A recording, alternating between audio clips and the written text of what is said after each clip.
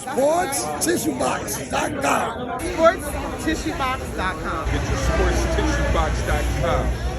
Football season is here, and what better way to commemorate the season than to grab your sports tissue box now at sportstissue.boxes.com. Whether you're celebrating the thrill of victory or agony defeat, sports tissue boxes are there for both young and old. Grab your sports tissue box now at sportstissue.boxes.com.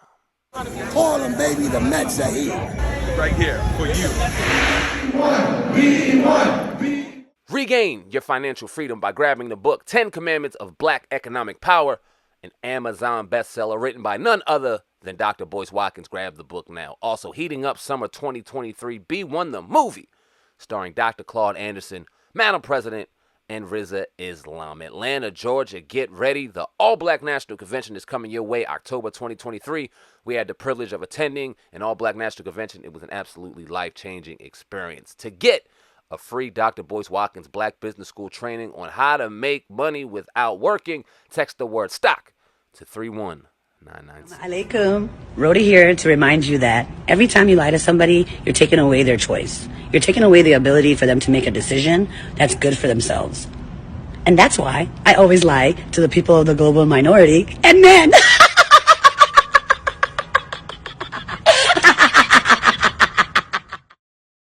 You grew up and they mad because you trying to beat somebody. They mad because you trying to beat somebody. I'm trying to be a doctor and they mad. Look what they did to me. Look what they did to me for no reason. They gonna beat me up. I'm 30 years old. They gonna beat me up. Grown ass niggas try to beat me up. Grown ass niggas try to beat me up for no reason. Look at me. I'm not a bad person. Y'all know that. Y'all know I'm a good person. And they try to do this to me. Welcome to another episode of the Hip Hop Uncensored podcast. I'm your brother, Old God, from Hip Hop News Uncensored. And sitting across from me is my co-host. What up, y'all? It's your man, Sam, and Viral Hip Hop News. You're in the building for a very special edition of the Hip Hop Uncensored podcast. We're starting off the week right. God damn it. We got a special guest in the building. Our man Mims is on the podcast. How you doing today, family? What up, man? Doing good, man. Just trying to stay low, trying to stay out of this whole pandemic craze. But other than that, just blessed, man. Happy to be here. Happy to have you on. Happy to see you, man. Looking good. Got the camera behind you doing your thing. Yeah. It's good to see you, brother. Oh, yeah. So how you been, man? 2020 was a crazy year. 2021 is here. Now, I mean, we're in the thick of things. 2021 spring is upon us. Feeling good out here. But how has Mims been, man? It's been a long time since we've heard from you. Like you said, you was laying low. So how you been, brother?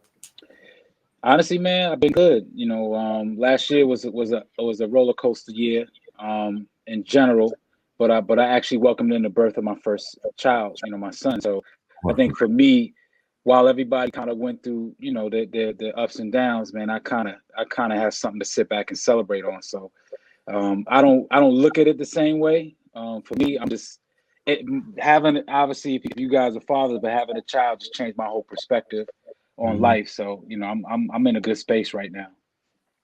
Yeah, I could definitely relate. I had my first child too last year, but I want to talk to you and go back just a little bit and talk about your upbringing. You were talking about a story one time, and if I'm not mistaken, your grandmother raised you. Is that true? Yeah. Okay. So obviously I was born and raised Washington Heights, New York, Uptown. For those who don't know, it's like right above Harlem. And you know, my mom raised me, single parent mom. My father wasn't really around, even though he lived not too far away. He would go on to pass away when I was 11. I didn't have much of a relationship with him, so it didn't necessarily affect me. But my mom, who raised me up until I was 13, she passed away. So at the age of 13, it was two decisions, obviously, for my families. Either they allowed me and my brother to become, you know, orphans of the state of New York, and then we have to go through the system, or, you know, my grandmother, who obviously ended up stepping up to the plate and took me and my brother in. We always lived together, but obviously she took the responsibility at that point of taking care of us. So, you know, shout out to my grandmother. Absolutely, and all the other grandmothers out there. Indeed, man. Shout out to grandmothers. You I heard a story also that you said that one time that you did meet your father for the first time, you seen it with a set of turntables. That kind of got your eye, got you intrigued. You asked your mother, and then as a gift, she got you a set of turntables, and that kind of introduced you to music. I was gonna say, you see, I keep a deck close. Oh, you got the turntables right there, yeah. Yeah. I mean, listen, you know, for those who obviously in my situation grew up in a single parent household. I remember my mom took me over to see my father's mother, my grandmother, on my father's side, and he happened to be at the place, and that was kind of like my first time remembering an interaction with him. Before that was when I was a little, a little baby, and off to the side he had two techniques. I didn't know what they were at the time, but I was tugging on my mom the whole time, like, look, what is that? What, instead of me kind of trying to interact with my father, I was basically intrigued by these turntables. And when she told me what it was, I begged her. Like, I think I was like 9 years old or 10 years old at the time, 9 years old, and I begged her from there up until the age of 13, when she actually bought me my first set of turntables for my 13th birthday. I begged her for a pair of turntables. So that's kind of how I got my introduction into music, ironically. Mm-hmm. So you get into music, and then throughout high school, you still doing music, obviously, right? Okay. Yeah. Okay, so is it a time where you went to Toronto and spent some time with Wyclef after that? No, not Wyclef. Even though I met Clef years after, my Toronto dealings was I was actually working with a producer out of the Bronx. He was living in the Bronx. He's from Canada. His name is Dirty Swift. And Swift produced a record that I had. I don't even know if this is like it's uncensored. Okay, I see. The record was called the record was called Fuck 'Em All. It was a record I specifically did for like the strip clubs. And then a couple of cats in Canada that were up at Universal heard the record and was like, yo, we love the record, but it's a little too raunchy. So what we did was we changed the title to the record called Love 'Em All. And we released it with a crew up there called the Baby Blue Sound Crew, which that record I think was like my first record to chart, which it went gold in a matter of a few weeks. That was like right before 9/11 happened. But that record was called Love 'Em All, and it featured Baby Blue Sound Crew.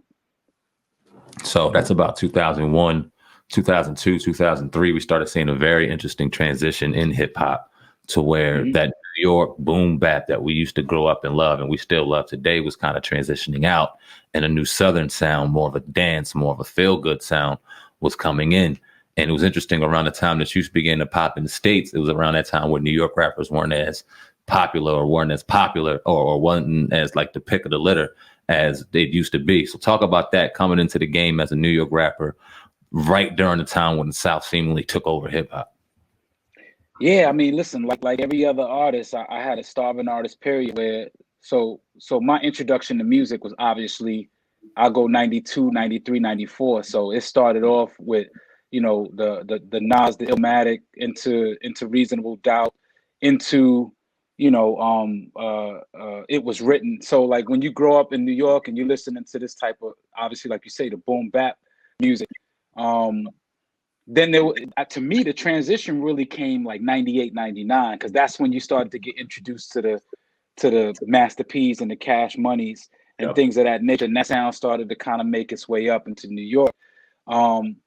And I remember, like, obviously that was like the height of where I was really just becoming my own and becoming creative, where it would be like a blend of listening to anything from, The Block Is Hot all the way to,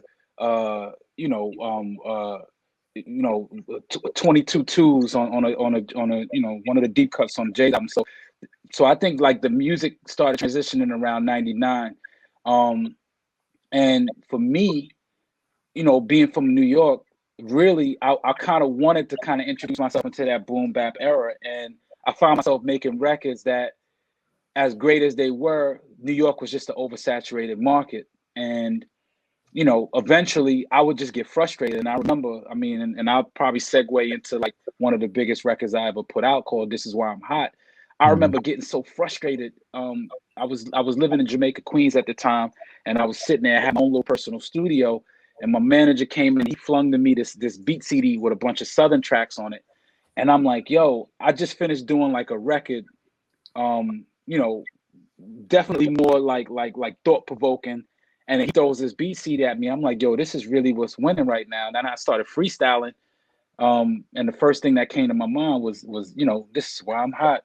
I don't gotta rap. I could sell a mill saying nothing on the track. Cause that's how I felt about hip hop at the time. Like everything you heard was didn't really have much content, and it's kind of like the gift and curse, because like that was the one that kind of took off for me. So that was the one that kind of defined me, and as crazy as it seemed, till this day, I still feel crazy that people never understood why I did that record and what those lines sparked from. But yeah, I mean, you're right. Like the sound changed around that time, and I just so happened to link up with some cats in the South that put a Southern twist to the record, and boom, shot up. Yeah. Now, what was the first place that played? Was it a radio station that got it popping? Because I don't think like YouTube, it was around, but I don't know if it was like popping people back then like it is now. What was the first place that This Is Why I'm Hot got played and started picking up friction and traction? Yeah, so I rewind back before I released This Is Why I'm Hot. Around 2002, 2003, I was the national opening act for a tour that Method Man had put together. So I had went on the road with Meth as an opening act. We did Connecticut, we did Boston, we did Rhode Island. We went down to Philly, eventually going south to Orlando. We went to the West Coast, did LA, San Francisco, Vegas. And that was my first time on the road as an artist. And when I got back from that tour, that's when it sparked my mind, the whole roll call thing. Like I wanted to really show love to all the areas that I had visited. So with This Is Why I'm Hot, some of the inspiration came from me actually just moving around. It wasn't until I got to Florida and I really started building and cultivating relationships at radio down there. That's when radio stations started to accept it. And then what happened was I ended up, I think I started we did West Palm, Tampa, Fort Myers, and these smaller markets. I mean, Tampa's a big market, but these smaller markets started to show love to the record, and eventually you would get Orlando. Eventually you get Jacksonville, and the whole Florida just caved in and supported the record. And here I am, a New York artist, getting all this love in Florida. Eventually, New York kind of had to show some love as well. Now it's a lot of samples, like 4 different samples on that song too as well, right? How did that go over getting overcleared? We paid a lot. If you get the credits for This Is Why I'm Hot, I wrote the whole song, but there's like 17 people names. We did Mobb Deep Shook ones, so we credited them. We did Ain't Nothing But a G thing, so I had to credit and pay, Dre and Snoop, and then we did Kanye West, Jesus Walks. We did Tell Me When to Go. So I mean, really, I would say that was. I don't know if that's the most expensive sample ever, but it definitely cost me millions of dollars to clear that sample. Man, your name is Mims. Your stage name and your music name is Mims. Music is my savior.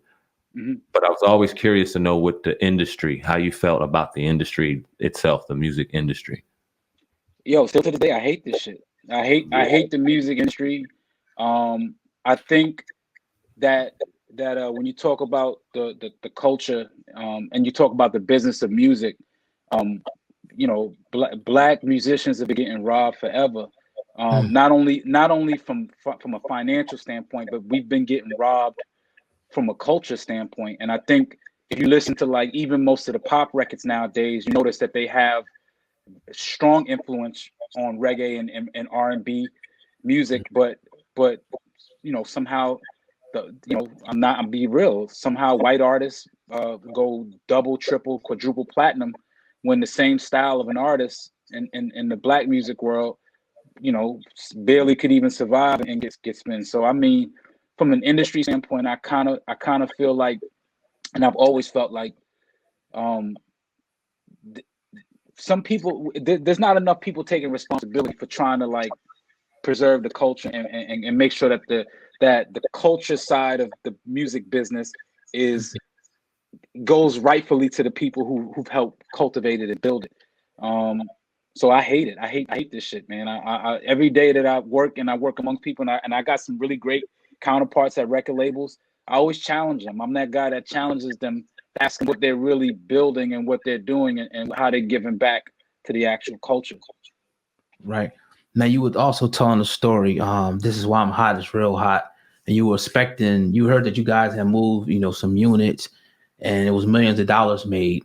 and you said you got a check for about $30,000 at one point. Mhm. Can you talk about that and just being early on, at least being disappointed from the payouts that you was getting from the music?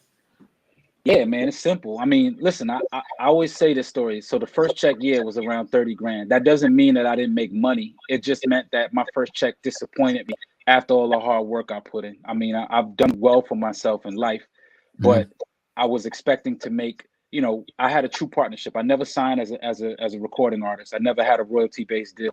My deal on paper to this day has always been true partnership, which meant when I signed a deal with the record company, I already had another deal in place with an independent company that funded me money to push a project.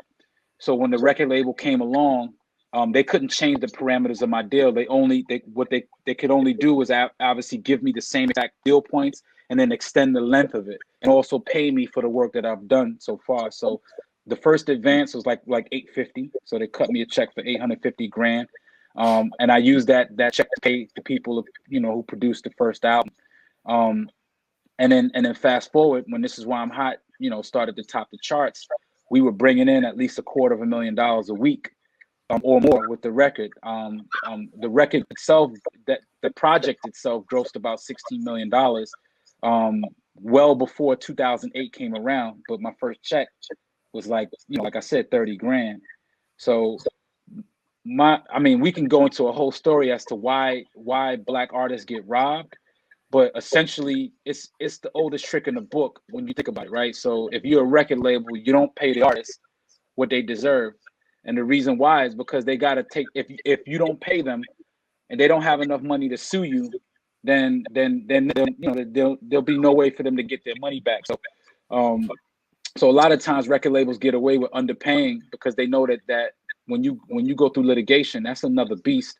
I decided to go through a 7-year litigation, which cost me well over 6 figures, to fight to get money back, only to realize that the system itself is broken. So I decided to do something not a lot of people would have did. I just went into a different industry and became disruptive in a different industry, which is technology. Definitely want to get into that too. But so let's take it back still a little bit. You're in Capitol Records, 2007. Music Is My Savior drops right off of This Is Why I'm Hot. And I believe you had another single that was popping too, Like This. What was that single called? Like This was the second single off the album. And the first single off the second album was Move If You Wanna. So Move If You Wanna. All in all, I probably had about three commercial releases in my career of records. So right then and there, you thinking, I mean, I'm sure you're optimistic at the time, you're moving, maybe not how you want to, because it seems like talking to you that you're a little more of a truer lyricist than what they tried to portray you to be. Like, was that fair to say? Yeah, I think for me, it was, I've always I always like to say I'm like a cross between where my background and what I've been grown to know and what elevated me as a person. And then obviously the funner side of life. So like, I do a lot more party oriented music. So my stuff is a little bit more upbeat, for the clubs or whatever the case is. But yeah, there is some stuff on the album, some deeper cuts that I would have loved to showcase. I think, when you have a big system like the one like most artists have with the record labels, they have a different depiction of where your career should go and what kind of music they want to help you cultivate and push out. So yeah. You said something powerful too. I think it helped a lot of people that listen to this program. You talked about, the record labels and that you could have done way more without them. Looking back at it, can you talk about that a little bit? Yeah, I mean, so I say this, right? The benefit is there's pros and cons to everything. So would I be sitting here as the number one artist in the country at a certain point in my life without a record label? I'm not sure, because they definitely have a hell of a staff to go in and do things that they used to be able to do that certain artists could do back then. Nowadays it's a little different. Like you said, you got YouTube, you got TikTok, you got certain things that can help you on a platform side. Back then, I think for me, what it was is trying to find the right partnership, right? So like, if you rewind back to before This Is Why I'm Hot started, I started that record independently. I was never signed to a major label. I got picked up by a major label after the record had gained momentum. I had every record label in the world trying to sign me at the time, and I went with Capitol Records mainly because they didn't have anyone on their roster. So I approached it like a basketball team. So I kind of looked at it like, I looked at it like the New York Knicks, and we know, like, I'm a New Yorker, so I love the Knicks, but I looked at it like, if I could become the franchise player on a record label, then I can kind of help cultivate and shape where the label is moving. When I first signed, there was a dude by the name of Andy Slater. He was the president of Capitol Records, and upon signing the deal, he went to me. He was like, "Look, we want you to be, the 50 Cent of Capitol. Like, we want you to be the guy that kind of helps bring us back out, because at the time they didn't have really an urban department." And then lo and behold, a week later he got fired. So even in that, internally, I was going through things with the record label, and I think when they Capitol ended up merging with Virgin, and staff kind of some got let go, some got stayed on, but a lot of things got mixed up, and my project got mixed up in the mix of it. Right. You guys talked about YouTube. You both brought up YouTube. In 2003, 2004 was kind of, you started feeling something going on differently musically and just in the world. Then 2007, 2008, we started seeing music just change drastically. And I think you were kind of one of the first people on it with the ringtones and just different ways of technology and ways of getting your music out. And now we see streaming. I say all that to ask you, do you think that if you would have came out maybe 2-3 years later, that your career maybe would have went further than during that time and that weird period in music where it did come out? Yo, so you hit the nail on. I always say, like, two years earlier, and I would have been Nelly. I'd have been 10 million albums sold. And then 2 years later, not for nothing, but I would have been able to. People, what it is. During my time, it was okay. This the ringtone era, right? So, how I feel is, I ushered in a new era, and then I became the kind of laughing stock of like, well, you ain't selling albums, so because you're not selling albums, the project is definitively not a good project. And I think when I left, people realized that no one was selling LPs anymore. Like, LPs was a thing of the past, and people started accepting the 30,000 a week in sales. People started accepting the lower sales numbers in a week because they were gaining more momentum on the digital side. And I remember in an interview in like 07 or 08, I said, yo, y'all got to remember, like, I watched my grandfather use 8-tracks, and vinyl. And then from vinyl, it went to cassette tapes, which is what, if you're born in the 80s like myself, that's what you grew up on. And then slowly but surely it became CDs. And I had a partner who had a company called DigiWax, and he was creating a company that took these songs and CDs and created MP3s to push them out faster and quicker. And then when I knew that, I was like, yo, CDs are going to be obsolete within the next 2 or 3 years. And sure enough, that's what it was. I mean, Steve Jobs came in, introduced the iPod at the time, and single-handedly killed the cassette and CD game. Yeah, it's crazy. Now you talk about you jumped from one industry and went to another industry, technology, and you said you were pretty much a tech head. Tell us about the transition from music into technology now. Again, another field where I feel like the culture isn't represented properly. So, like, my gripe always has been, we support the Instagrams, we support the Facebooks, and yeah, they showcase Black talent and Black culture, but nobody at the company who's sitting on the board is Black. And to me, that's a problem. So first, I initially just started as like, I want to just bring something. I want to bring an idea out culturally. Like, I just wanted to do something technology based in music. And then I tried to call up a few meetings with some VCs in Silicon Valley. This is like 2012, and I realized nobody would pick up my phone call. And then here I am, this artist that I was able to predict the digital boom era, like MP3s. I was able to talk about ringtones and how suffice that would be. And then, one of my campaigns, I even did this thing called the Zoom, which was Microsoft version of the iPod, even though that's not around anymore. I was able to kind of help bring that in. And what I realized is for them not to pick up the phone for somebody like myself just means that there ain't enough people in that world. So, so what I did was you know, I call it in the tech world, we bootstrapped, basically took our own funds, built an app, me and a few of my partners, and then we started really trying to push it and get some doors to knock down. And sure enough, you know, it's been a slow process, but a very nice learning curve. And I was able to accomplish some really great things in technology to kind of push what I like to call the culture forefront. So like now, you know, you start to see a lot more people interested in tech as opposed to just the common ones. Like, you know, you grow up, you want to be a ball player, a rapper, a drug dealer, like all those common things that came from my neighborhoods. Now you start to see people say, yo, I want to be in IT, or I want to own my own app, or, you know, I want to invest in stocks and stuff like that. So, you know, I'm cool. I'm happy that I'm able to kind of be at the forefront of that. Now, what year did you start getting into tech? Probably when I started, probably around 2010. Okay. So 2010 when I started actually like coming up with the idea to invest in things. But the beginning of my career has always been tech driven. So like with the introduction to apps, to sites like MySpace, you know, like I said, my partner company is a company called DigiWax, where one of my business partners is the CEO, still is to this day, CEO. So I understood at that time, even like 2003, where how much of an impact technology would have had on the music industry.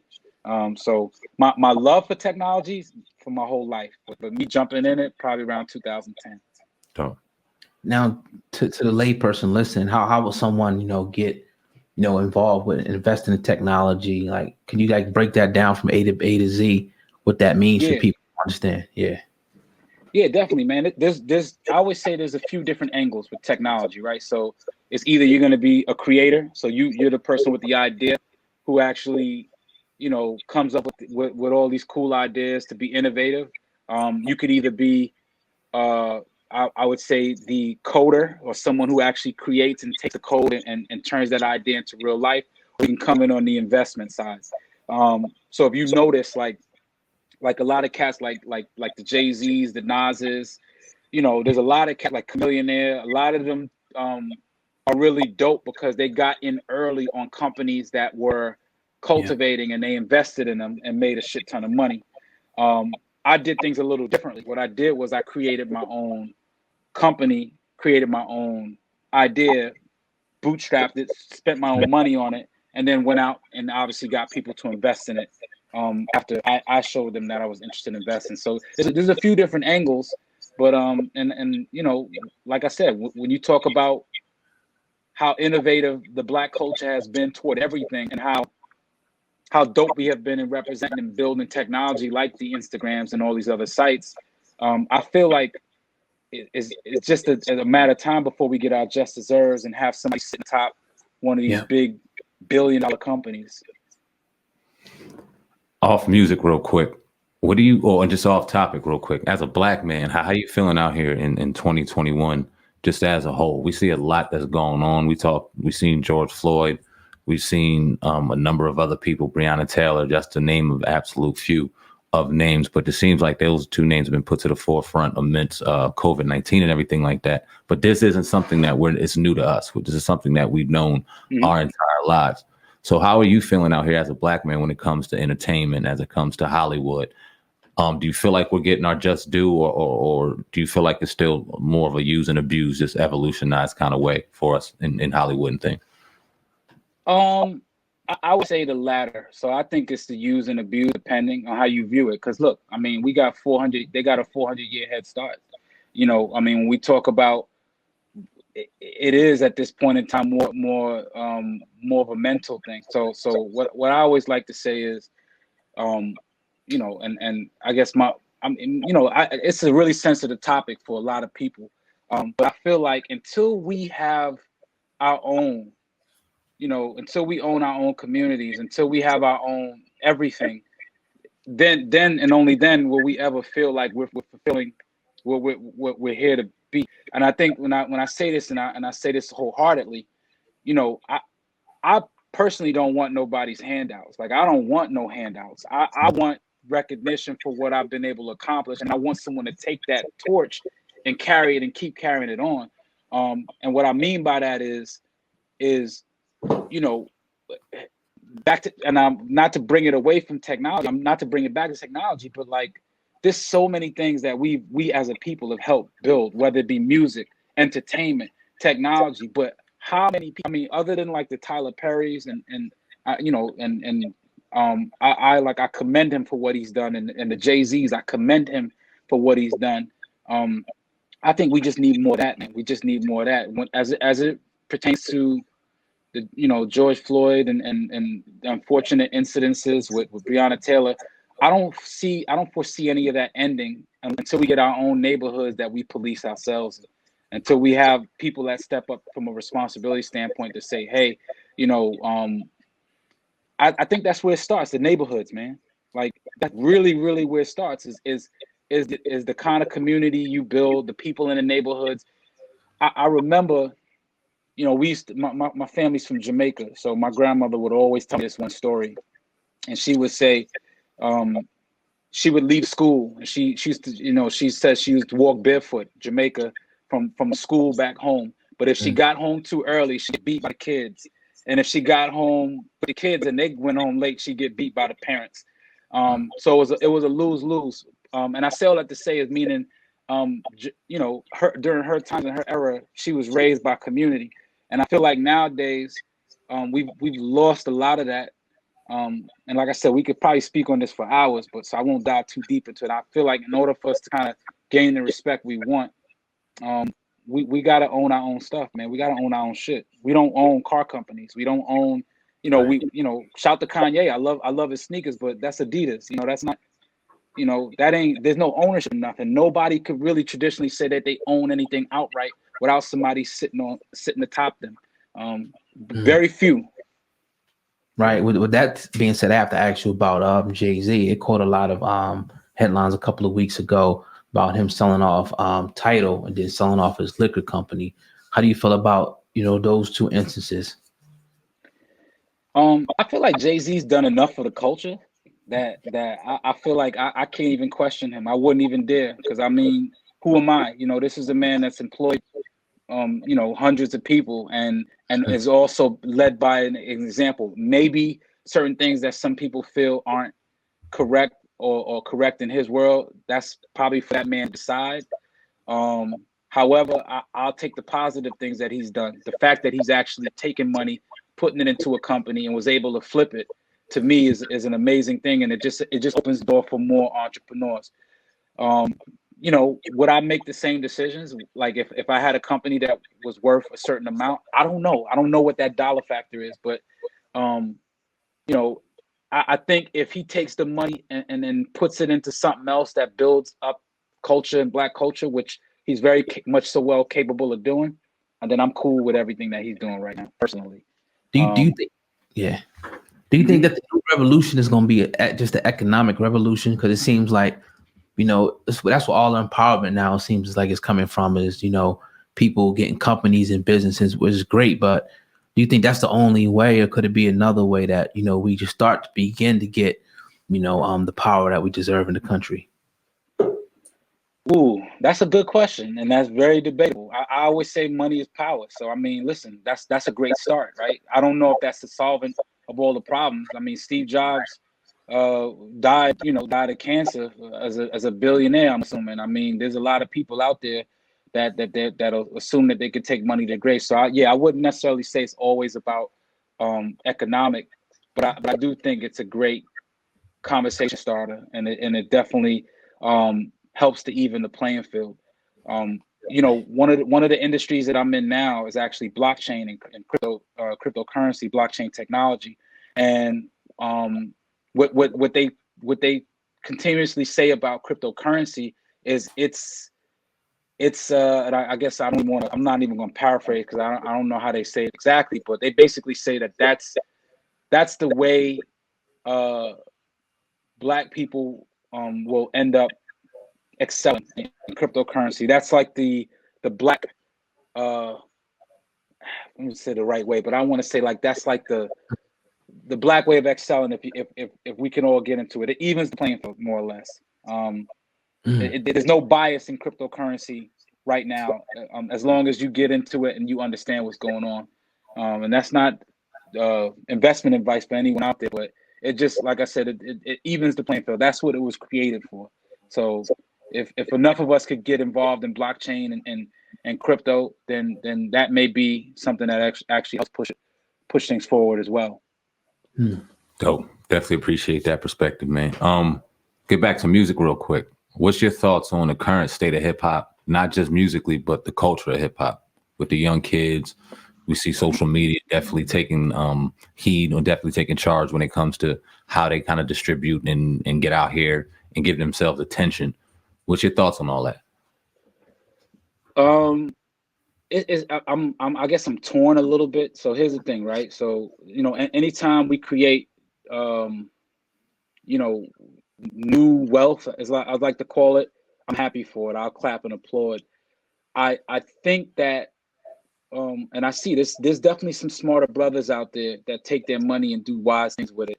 I'm not for all the showcasing it on social media. That's never been my thing. I've never been one that, talk about how many chains I got on and put it up on the gram or like, I know a lot of people basically, I never want to throw money in people's face because I feel like that's not my perspective. So to each his own. I'm not knocking no one for doing it. And I feel like when you talk about some of the music nowadays, I feel like that's kind of all I end up seeing a lot of. But there are some people that I feel are pushing a different route. I mean, I traditionally still listen to old school music. That's just my preference. But every so often I might throw on the radio and I might hear something new and I'll rock to it and I'll vibe to it. I always ask people this, and I'll ask you guys this question as well. Like, from a memorable standpoint, like I can't really, if you ask me to name the hottest record of 2020, 2021, 2019, 2018, I can't do it. I couldn't tell you what the hottest record is. You tell me what's the hottest album in 94, in 95, 98, then I could kind of go back into my mental Rolodex. And I feel like maybe I don't know if that's a good thing, because that may mean that the music business is oversaturated, or the music industry is oversaturated, or if that's a bad thing, or if that's a bad thing because it's oversaturated, or if that's a good thing because there's so much wealth being generated amongst younger people. So I'm torn a little bit. God damn.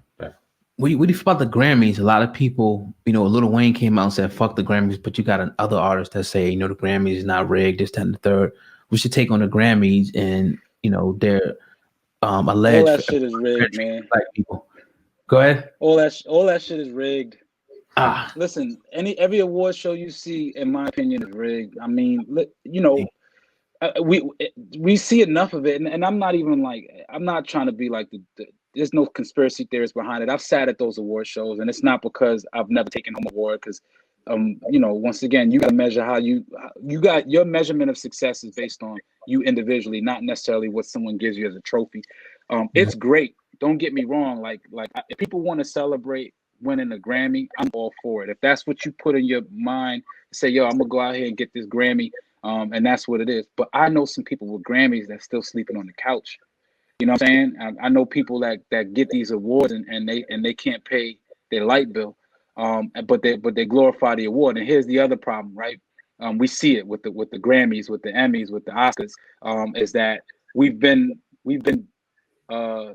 not included in so much of it that we had to fight to get inclusion. And I feel like they just be throwing bones now, like, oh, here, take this so you can shut up. And I think if we would show the same support to a BET award that we do a Grammy.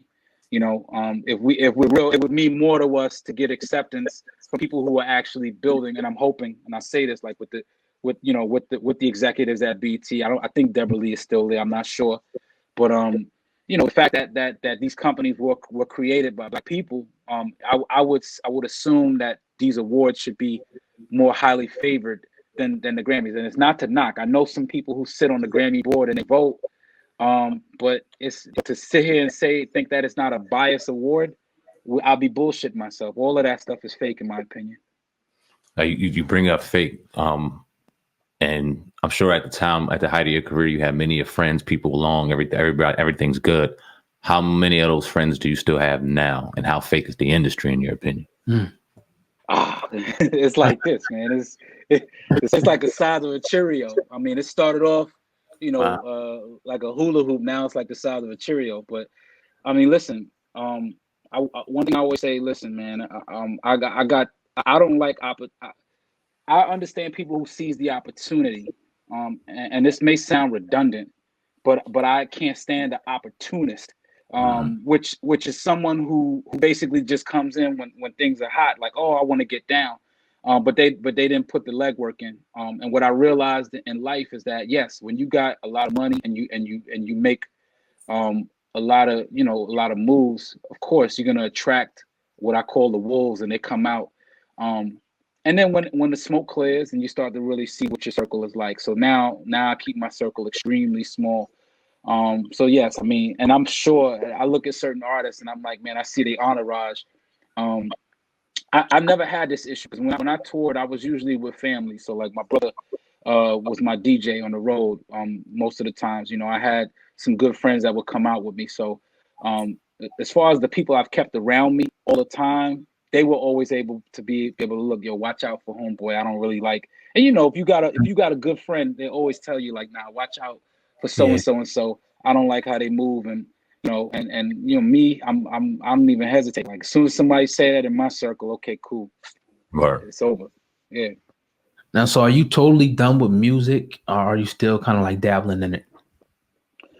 Yo, you know, so for so many years, I've always said to myself, look, you know, when I was young, I made the mistake of thinking that I wanted to use music as a way of me to like making money, and then also, you know, getting acknowledgement. And you know, when you're young and you don't know no better. So I think for me, what I realize now in my journey is that I love what music did for me as a person. We go back to the beginning of the show. You know, I got introduced to music when my mom passed away. The last thing she bought me was a turntable set. So as a 13-year-old boy, the first thing I did was I put vinyl on that needle, and I fell in love. I think I had the I Came to Bring the Pain. I don't know what record it was at the time, but I had like acapella and instrumentals, and I was blending records back then. So I fell in love with music because it brought me somewhere. Hence, Music Is My Savior being, you know, the title album of my first project. So I think for me, so many years I've been in this rut about doing things because I want to financially prosper. So I've not touched any music since then. I've done everything strictly technology based in the music world. There's something new that's going on. That's been a craze for like the last few weeks called NFTs, which is like they call them NFT, but they're non-fungible tokens. So for anyone in blockchain and crypto, they'll understand what these tokens do is that they can't be broken down like a Bitcoin. You can buy in fractionals, right? So you can buy a percentage of a Bitcoin. So what the NFTs have done, cool, is that they allow artists, a lot of, especially independent artists, and some bigger artists have done it, to drop music, but just for a specific fan base and just for a specific fan. So I've been dabbling at the idea because I'm already in the space. I've been dabbling at doing a project specifically for NFT. Other than that, no, I don't see myself releasing anything commercial for ever. Like I don't think I'll be doing that. Definitely appreciate you. Got a couple more questions here on the Hip Hop and Censor podcast from my man Sean. Man, definitely appreciate your time. How has your life changed for the good, for the better or worse, since getting out the music industry and getting into the tech industry and kind of leaving quote unquote fame behind? I realize there's a certain responsibility to maintain when you're in the public eye. And I think people have compared it to like a drug, right? So they say fame is like a drug. And I know people say it like, oh, they don't want to be famous. Like, but I mean it. Like, I never wanted to be famous. I didn't care about the fame aspect of it. As a matter of fact, all fame did at that time for me was give me more headaches. So I have no desire to be in the forefront at all. Like there's not even an inch of me. I know how hard it was and how now I do enjoy performing. So like you'll catch me doing a concert here and there. I'll jump on the same bill as an artist just for that nostalgic, for people to hear my music and hear the nostalgia in it. But realistically, listen, I I just celebrated the birth of my son, and what that's taught me is life is short, and I want to be around to enjoy it. So one thing music has done for the last few years is it's put me in position to where I could sit at home. Like I have businesses that work for me that are bringing in income. So that I attribute to music. Like I got in the game, I did what I had to do, and then I decided to pivot and do some other things. And now I can sit at home and play with my son 24 hours if I want, and I don't have to have an obligation of going out against my will of doing anything that I don't want to do. So I mean, to me, honestly, that's freedom right there. I never post on social media, but there's something that Bob Marley said, and I had to post it up last year. I think that's my last post. And he was asked by a reporter. They asked him, how he was, like, does he have a lot of possessions financially? And his response was brilliant. And what he said, when you mean possessions, what do you mean? Like, you mean money? And he's like, I don't have that type of wealth. My richness is life forever. Even though we know Bob Marley has financial success and wealth, he never looked at that as successful to him. He always looked at certain things differently. And I think I'm at this point in my life where I'm seeing my success a little bit differently than maybe even how other people look at it. I got my last question was going to be about This Is Why I'm Hot. I'm curious to know how that did overseas. Yeah, I mean, we did well. I mean, as a matter of fact, overseas has been Germany, France, Dubai, Japan, Korea. I mean, there hasn't really been a market that I've gone to that hasn't shown respect for the record. The beauty about that record is we had two versions of it. So we had the original and we had the reggae remix. So when you talk about what hip hop music has done for that record and what people love on the hip hop side, you also got to add in the fact that the reggae version of that record was such a monster that's also been able to open up. Like I could literally go from a hip hop club to a reggae club to a pop club, and then it'll be the same reaction to the record or the group of records that I could play every single time. So, internationally, I love it, man. Shout out to all the international people checking in for sure. Dope. My last question to you, brother. Definitely appreciate your time. What you doing now, man? I know you've been talking about it throughout the podcast. You're into different things tech-wise, and it's been inspirational to hear. But officially, let the people know what Mims got going on right now. Yeah, so currently I'm working on reintroducing an app that I launched called Creator, which basically in a nutshell is I want to allow anyone anywhere in the world to use their phone as a recording device or studio. So anyone out there, if you're listening, if you don't have funds to pay for a recording studio, go download the Creator app. We're currently in the iOS store right now, not in Android. We were in Android, but Android just giving us a whole bunch of headaches. So we're going to double back and change things on that side. And then also, when I reintroduce the app, we'll be the first official NFT creation platform. So for anybody out there that's interested in that whole non-fungible token world and creating projects that are attached to like smart contracts and blockchain, that's all nerd talk. We'll be creating the first NFT creation platform so that they can actually create music on the blockchain. That's dope, man. Yeah. Damn sure dope, man. Definitely appreciate your time on the Hip Hop Uncensored podcast. Yes. Sean Mims on the podcast. Very powerful, brother. I don't know. You say you gonna be on social media. Shit, you on social media less than I am. I don't know if you want to drop any handles or anything or websites or something. You do that now. Yeah, I mean, usually I try to keep it consistent at Mims Life. I could never get at Mims for anything. It's always taken. So at Mims Life, MIMS LIFE. So I mean, hit me. I'm a ghost. I would like to say. I'm sure, like before you guys did the interview, like, what happened to that dude? But I kind of like that. I'm a ghost, so I know where I sit, but you know, you could always hit me up, man. Every so often I'll check it out, and you know, and show some love back for sure. Definitely appreciate you coming out. Go ahead, brother. Yeah, and I you know what, I'm a challenge too. I will jump on social media heavy when we get the first African American inspired social media company that the world jumps on, because that's what I'm waiting for, to show some support for that. For sure. That's what I'm talking about, man. Indeed. Mims on a podcast. Salute, brother. Word up. Salute. All right.